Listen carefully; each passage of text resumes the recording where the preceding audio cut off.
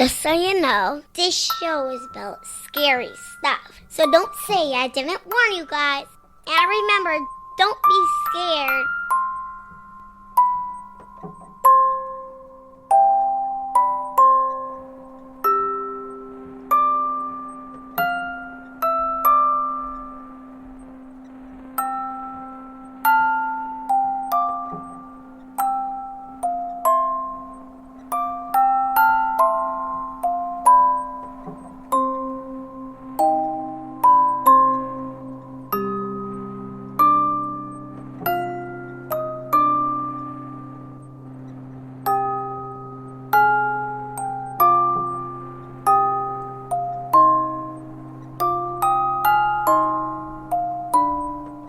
Episode 119, Joint Attack.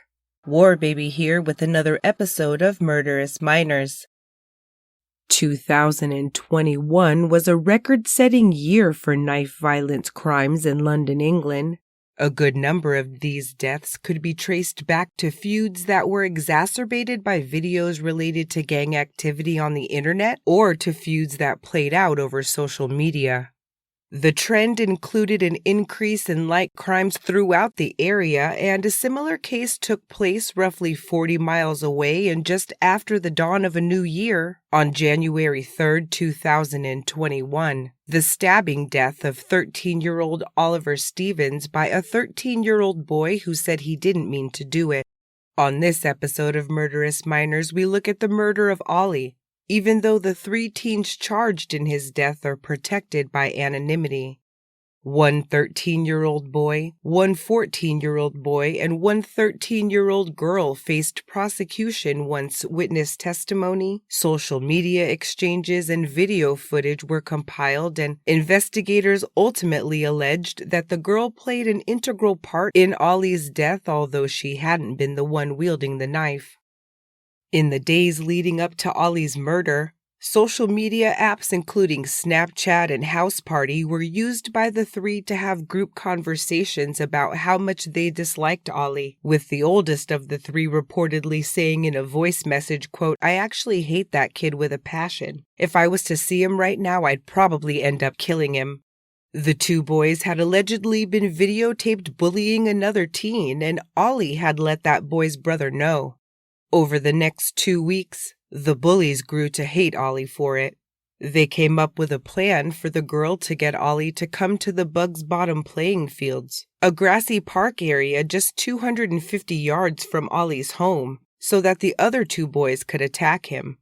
The girl said in their exchanges that she didn't care if Ollie were to die, that this proposed violence was, quote, karma, and that he deserved every bit of what he was going to get. According to court records, Ollie's older sister had told their parents that he had a pocket knife a few days before he was killed, so he was in trouble and told the girl he wouldn't be able to leave his house because at the moment his parents, quote, didn't trust him. Doorbell camera footage shows both the moment Ollie left for Bugs Bottom and the moment his father is fetched to tend to his wounded son, just 19 minutes later. About an hour before Ollie was lured from his home in the North Reading suburb of Emergreen, Berkshire, England, the 13 and 14-year-old boys were captured on video meeting up at a shop. They left together riding an electric scooter around 2:15 p.m., heading to Caversham Lock, where they parked and went into a store on Henley Road. 20 minutes later, they were on Cavendish Road, meeting up with the 13-year-old girl around 2:51 p.m. A witness would later say that she appeared to be, quote, happy and bouncing along, while someone else noticed that one of the teen boys seemed to be more aggressive than the other.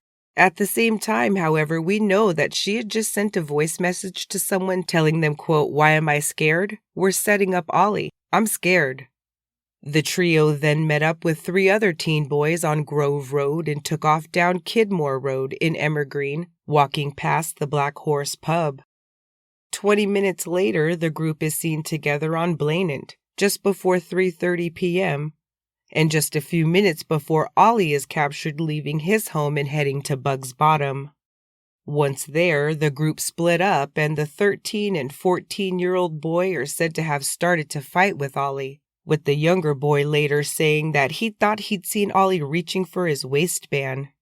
In the past, he explained, Ollie had brought knives to the field to show them, often pulling them from the waistband of his pants.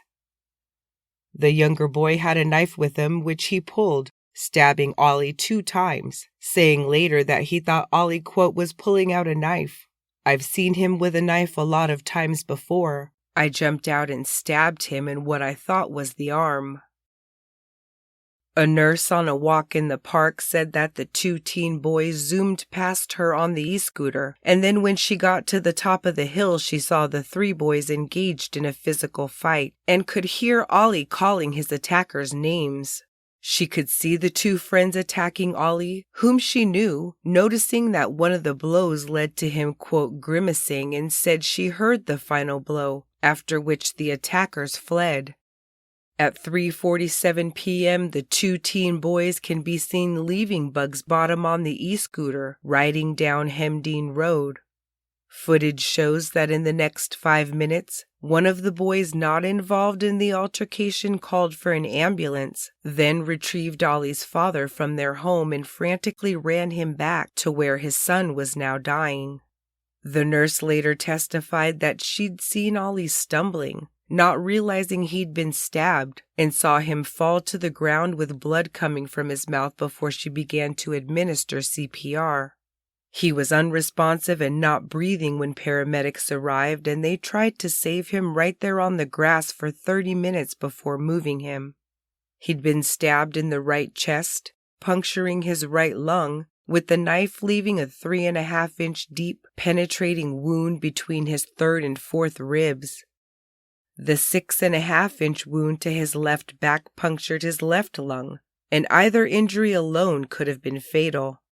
Inside the ambulance, a doctor who'd arrived at the scene by helicopter performed emergency surgery on the 13-year-old. However, Oliver Stevens was pronounced dead at 5 p.m., just 250 yards from his home, his mother, father, and big sister all by his side. The remaining teens had scattered.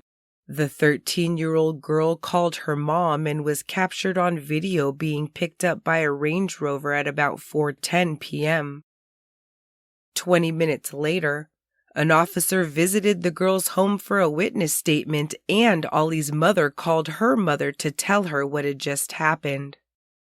The older of the 2 boys was captured on video at 5:22 p.m., getting on a bus in Reading to travel from Friar Street to Wokingham Road. While traveling away from the scene, the 14-year-old sent numerous voice memos on his cell phone where he said things like, something serious had just taken place, and told someone that he loved them, adding that they probably wouldn't see him for a long time. While he's traveling, the 13-year-old boy, who had first stopped at home, searched the internet for, quote, Reading stabbing, and was next captured heading to meet back up with his older friend. The pair reunited on Wokingham Road just before 7 p.m. He had changed out of his clothes with Ollie's blood on them and was carrying them in a bag. A third friend tossed the bag onto some train tracks, and it was found by police about 2 weeks later in Palmer Park. The murder weapon, a knife which the younger boy had previously taken from his kitchen, was reportedly thrown into the River Thames and has never been recovered. The 2 teen boys continued to post on social media and communicate with each other and their friends in the days after Ollie was killed. One voice memo sent by the older teen said flat out that it was him and his friend who'd killed Ollie, describing how he'd started hitting him while his friend backed out and, quote, fucking shanked him. He falsely claimed in another clip that armed feds were chasing him and told a different friend in a different conversation that he'd done it out of, quote, pure anger. But when she'd pressed him, saying that, quote, you planned it, that isn't anger, he replied that, quote, I didn't mean to fucking kill him. He told her that the situation was, quote, the biggest mistake of his life. Both teens attempted to dispose of their bloody clothing, and the older boy deleted 15 videos and 57 still photos from his cell phone between Ollie's murder and his showing up at the Loddon Valley police station just past midnight on the same night. He was questioned 4 times over the next few days, repeatedly answering with, quote, no comment.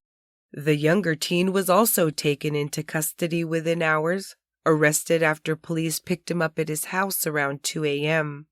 The e-scooter was there as well. He had deleted both Snapchat and Instagram from his phone after the murders, saying, quote, I was getting all sorts of messages from people I didn't know telling me they were going to kill me. I couldn't be asked to get all these messages, so I deleted the apps. He also answered no comment when questioned, and on January 6, 2021, both boys and the 13-year-old girl were charged with Ollie's murder. She was accused by the prosecution of relentlessly attempting to get Ollie to Bugs Bottom to be attacked on the day he was killed. Only the 2 boys, both 14 years old by then, ended up going to trial at Reading Crown Court in September 2021, charged with 2 counts of perverting the course of justice, conspiracy to commit grievous bodily harm, manslaughter, and murder. Trial opened with the prosecution saying in part Ollie, quote, was attacked and stabbed by the defendants in a park near his home. The defendants arranged to attack Ollie Stevens with a girl. She lured Ollie to the location of the attack at Bugs Bottom. The attack had been planned by the defendants in the days leading up to January 3rd. They were motivated by grievances they had with Ollie. At least one of them had a knife with them. They carried out a joint attack and used the knife to stab Ollie in the chest and in the back. They fled the scene and would seek to dispose of incriminating messages on their phones before they were arrested by the police.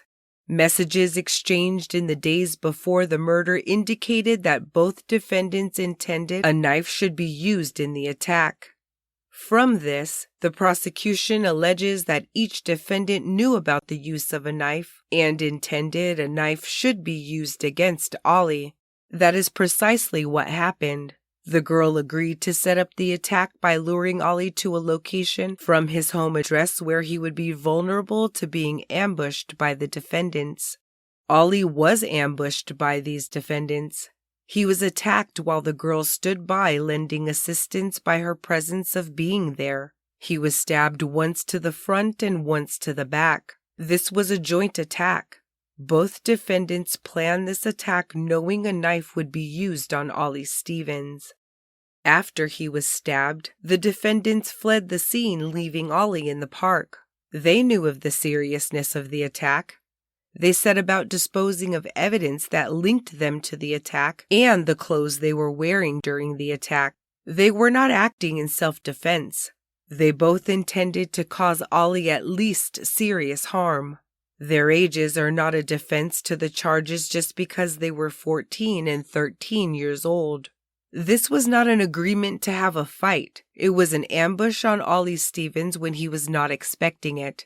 It was a planned attack which was designed to put Ollie in a vulnerable position, unaware of what was about to happen to him. Deliberate steps were taken in the aftermath of the incident. These include the defendants searching on the internet for Reading stabbing, separating from each other after the event, and communicating with each other about the disposal of clothing and phone data. They were aware of what they had done and looked to get rid of incriminating evidence. Day 1 of their trial saw the jurors viewing videos and hearing audio messages exchanged between the pair and the 13-year-old girl and their other friends, including a video from 2 weeks before Ollie's murder, showing one of them with a knife.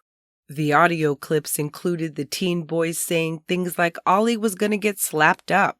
Another video captured in a park about a week before Ollie's murder depicted one of the teen boys swinging a knife at the other one. The voice note exchanges grew more frightening as the date of Ollie's impending murder grew closer, with the older boy telling the younger boy to bring a knife, and they're planning the use of the e-scooter. A social media post was also shown to the jury where one of the teens said he had a, quote, need to stab Ollie Stevens. A girl in their group said on Snapchat that she felt like they were part of a, quote, murder team, to which the older boy replied, quote, nah, it's not a murder. The defense claimed that, despite his statements to friends alluding to wanting to stab and kill Ollie and telling his friend to bring a knife, the older boy only went to Bugs Bottom with the intent to have a fist fight and was shocked himself when his 13-year-old friend actually stabbed Ollie. But the 13-year-old's attorney added, quote, he agrees he had a knife with him. He at no stage intended to kill Ollie or cause him really serious harm. His client claimed in court that he hadn't realized that the stab to Ollie's back had even occurred, claiming he spun around and back onto the knife while fighting with the older boy after he was first stabbed in the chest. The older teen, who had already pleaded guilty to manslaughter and to one count of perverting the course of justice, took the stand in his trial on the other charges, refuting his friend's account of the stabbing by saying that the second stab had been intentional. He adamantly denied that he'd told the younger boy to even bring along the knife, saying he'd only asked him to come along to watch a fight, statements the younger boy disputed. At closing, the younger teen's defense counsel said, quote, we are in a situation where there are no winners. There are only losers in a case like this. It is awful beyond words that a 13-year-old is dead and that his death came about because of his interaction with two 13-year-olds and a 14-year-old. Whatever your verdict in this case, there is nothing anyone can do that can bring Ollie back to his family. We are not here dealing with adults. We are not dealing here with formed minds. We are not dealing here with mature people. We are dealing with children. He went on to reiterate that, while there was definitely a chat on the house party app between the 13-year-old girl, the older defendant, and others, the younger boy wasn't part of that chat or the plan they'd devised in that chat. He said that, quote, there was no such plan involving the younger defendant or at all. What there was a plan between the elder defendant and the girl where the elder defendant would confront Ollie Stevens and they would have a fight. Whatever they were saying or talking about in terms of a plan to lure Ollie Stevens anywhere, the younger defendant was not a part of it. He became a part of the group that went together to the scene of these events. The older teen's attorney stated in his closing that, quote, within a few hours of the senseless killing of Ollie Stevens, the elder defendant spoke to a friend about the awful events at Bugs Bottom. He said he felt sick. As they discussed the dreadful events of that afternoon, he told her he did not know that the younger boy was carrying a knife. He was either displaying the cunning defense of a sophisticated criminal or he was telling the truth. It was a genuine and natural reaction to being asked about the killing of Ollie. He is not guilty of the murder of Ollie Stevens. His home life and school life display a totally different side to him than the picture painted by the prosecution. The real world is where sometimes emotions take over. Sometimes we make mistakes. He made mistakes in the aftermath of the event, but that does not make him a murderer. He should not have orchestrated Ollie's arrival at Bugs Bottom. He should not have hit him. He accepts that by doing so, that led to Ollie Stevens' death. That's why he's guilty of manslaughter, but that does not mean he knew what was going to happen next. Following 18 hours and 7 minutes of jury deliberations, both teen boys, now aged 14, were found guilty of murder on July 26, 2021. At their sentencing in late September 2021, the court first addressed a motion to lift the anonymity provision that had been in place since their arrests. But Judge Norton denied the application, stating that at 18, their anonymity, which is possible due to Section 45 of the Youth Justice and Criminal Evidence Act of 1999, would expire on its own. Neither defense counsel nor the prosecution were in favor of the media's attempts to have permission to publish the names, faces, backstories, and identifying information about the teens. The older boy received 12 years to life and the younger boy 13 years to life in young offender institutions, while the girl received 3 years and 2 months for getting Ollie to come out of his house and for deleting messages from her phone and telling the 2 boys to do the same. The judge told the 3 that, quote, because you are part of a youth culture that thinks knives are cool and something to be celebrated, you caused the death of another child. Whatever part each of you played, great or small, what you did that day was utterly cruel and totally pointless. The effects of what you did will stay with you and with Ollie's family forever. The younger boy has appealed his murder conviction, alleging that psychiatric evidence such as his Asperger's diagnosis should have been allowed at trial. The girl's sentence went on to be reviewed and then increased to 5 years on December 10, 2021, when the Court of Appeal determined that her initial sentence was, quote, unduly lenient. At the sentencing hearing, Ollie's father addressed the court saying in part, quote, as parents, we like to think we have the strength of character to deal with our children's problems. As I held Oliver's cold, lifeless hand, begging him not to leave us, I wondered what kind of evil could lead to this happening to a defenseless child. This is a question we will be asking ourselves for the rest of our lives. You might as well have stuck your knife in me, the damage you've done. Following the sentencing hearing, Ollie's parents pleaded with other parents of teens to, quote, take their phones off them, blaming social media for playing a, quote, massive part in their son's death, with his father saying, quote, Oliver was our sunshine and our joy. He brought love and laughter to us and so many others. It was an honor and a privilege to call him our son, to be his parents, and to embrace someone so loving, caring, and protective. We stand here today not victorious or celebrating, but deeply saddened by the events that have led to the demise of our son. It started with Ollie doing what he always did, standing up and protecting others, and ended with a knife being thrust into our son's body, not once, but twice. There is a cancer in our children's lives. It starts with the use of a mobile phone, with apps provided to entertain that are misused to spread anger, hatred, misinformation, and bile, and ends in cold-blooded murder. Our laws need to change to protect our children. If it was up to me, no child under 16 would have a mobile phone. Our children deserve a carefree and happy childhood, not to spend it cowering in their bedrooms terrified or contemplating suicide because they're made to feel worthless by some random spineless individuals.